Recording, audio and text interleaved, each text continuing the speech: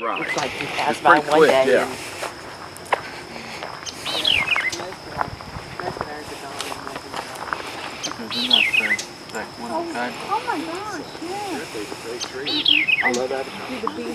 It's in the upper right part of that tree. Right there. You know, they bore into the wood. It's a little too tiny. It's not microscopic, but it's really That's too big for a warbler. I have a feeling that may be a yellow-crested flycatcher.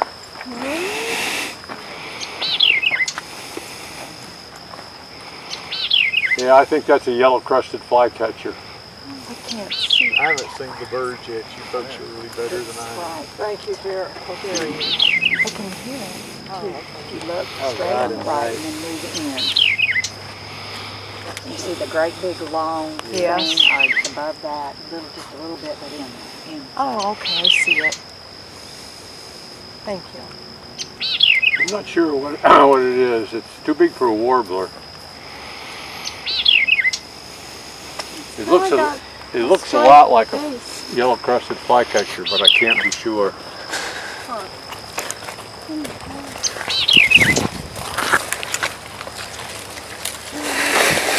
Spikes on his wings.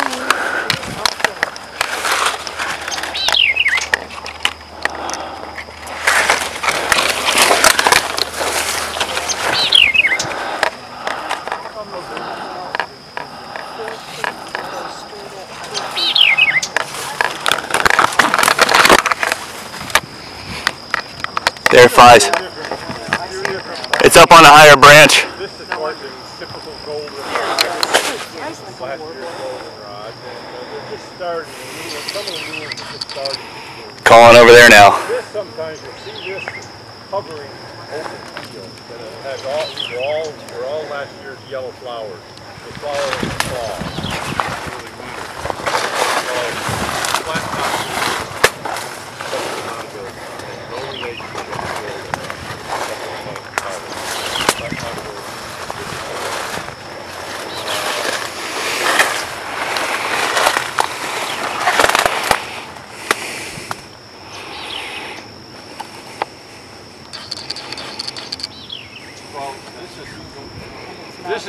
This is sumac.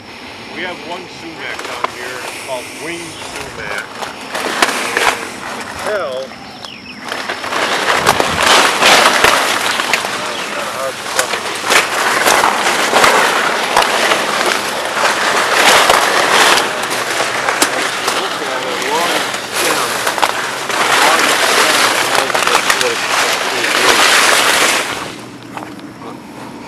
And flat areas that come out from the stem.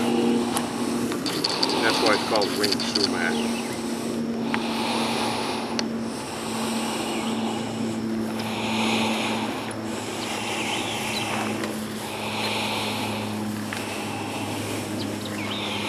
This is a plant that, as you drive around in the fall and early winter, you'll see fields just full of this bush covered with white flowers. Just beautiful white flowers. And it's easily identified because the leaf is a very specific shape. And it's called salt bush. Nothing to do with salt. Doesn't grow in salt water. Grows in freshwater areas. Salt bush has beautiful white flowers on it earlier in the year. That's one that's called something snow, Florida snow or something, because it looks so white. That's not an official name of it. I know, but yeah, I mean, who knows what people call it. I have heard people call it that, but because it just everything looks so white in the fall with it. This is shiny Lyonia. And if you take a close look at the flowers of it, it's kind of a bell-shaped flower. It's closed at the open. The flower is much like a blueberry flower. And the reason is that it's related to the blueberries. It's a very common bush. It can get really big, and there's one there, right there. We can see the flowers on it. The leaves all kind of point upwards on the stems. What color are the flowers? Pink. It's kind of a bell-shaped flower. Kind of a pink. Pink. It's pink. Yeah. Class, we went to Lyonia Preserve. It's really Now there's also a rusty Lyonia.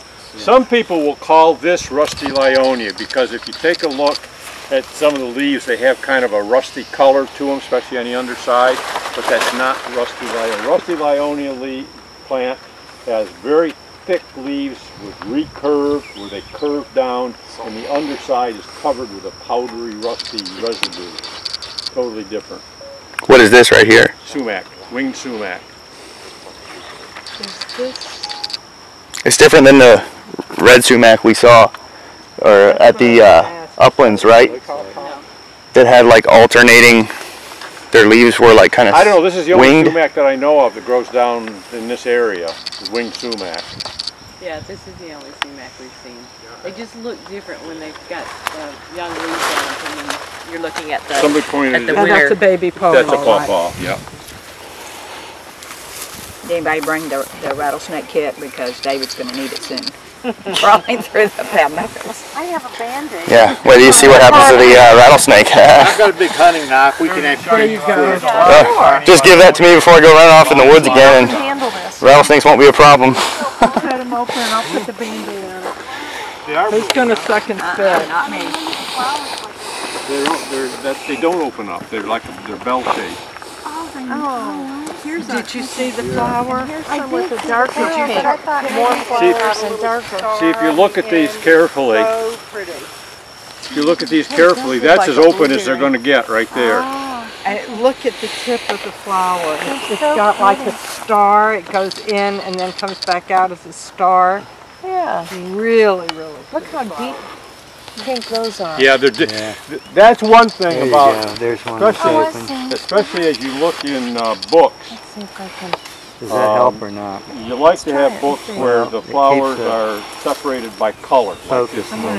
I've got the. But when you're macro looking at lens on anything that's pink or blue or purple, you want to look at everything one in with that. the pink and the purple area because Without my hand there there's holding so Okay. much See variability if I can. in flowers. Is this a Like, pop quiz? This is in the purple area. Look at the difference between It's those about two to right be. there, for example.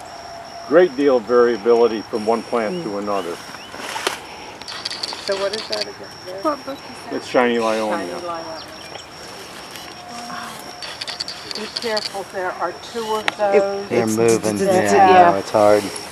Very, very similar colors, covers. And the other one doesn't have flowers grouped by color. Yeah, it's written by the same author.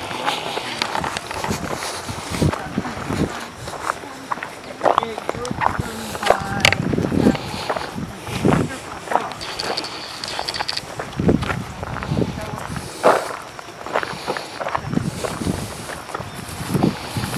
I'm glad we're not stuck in that classroom all day. Get to spend the whole day out here. I know. I tell my No, we're going back I this tell my afternoon. college kids, I said, this is a great class. We spend half a day in class and half a day on a field trip. And they said, I wish every class I had a field trip every day. I wish I could figure out how to teach the class without ever going in the classroom. Yeah. But I'm just not quite that good. No, it works out good. It works out very well. There's one that's kind of looks like it's all turning red. Yeah, it does. Oh, they're new flowers, I guess. Then they get pink when they mature. That's your Look how pink. So it starts off red and it goes to green when it gets more mature. or pink or something. green. Oh, green. I see. See how the leaves are all red like Oh, that? the Yeah, leaves will I go green, gotcha. yes. Yeah. The leaves will become greener as they take It'll on, lose its redness. as they take on more of their job of producing. ATP. I don't get that cycle right. I've learned it a million times and forgotten it as soon as I didn't have to have that today, so. This is a pop quiz. Come on. I've always been very strong opinion that if I can look it up, I don't need to remember it.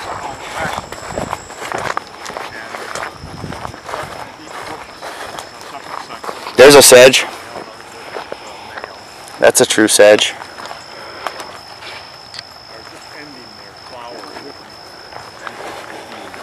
What will happen is this bush will ultimately end up with these little gray berries about the size of a pea, all up and down This is also called southern bayberry.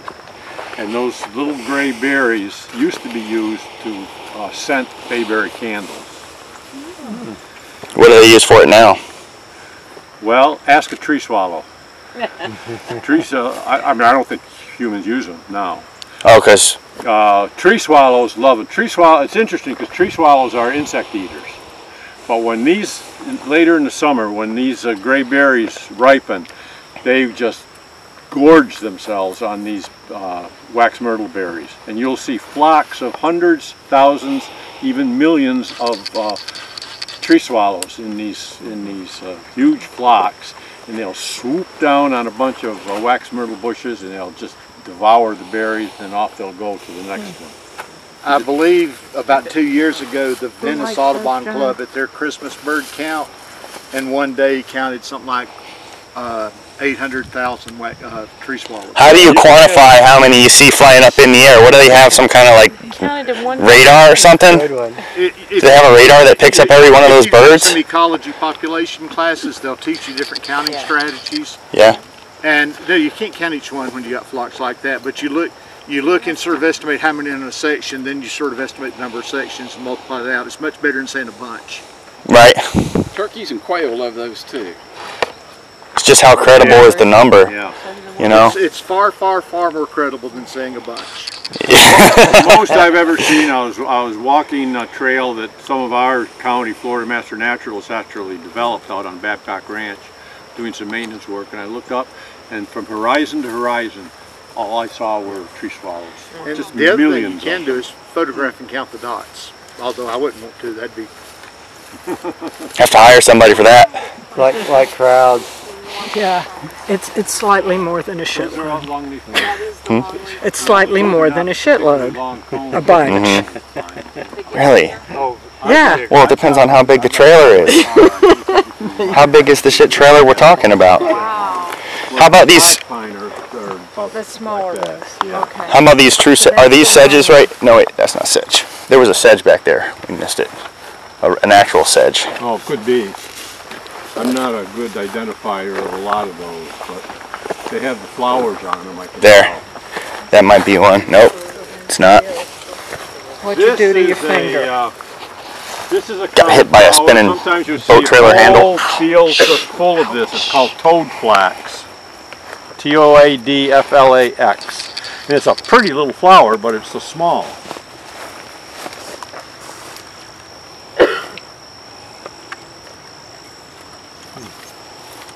We have a pretty little orange flower over here. Let's see what this one is. Well, if it's orange, it's probably bachelor's button. Yeah. Oh, good. Yeah. These are bachelor's buttons.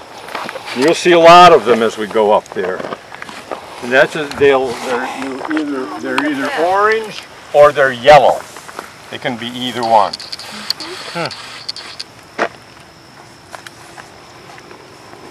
You'll see quite a few more as we walk up along here.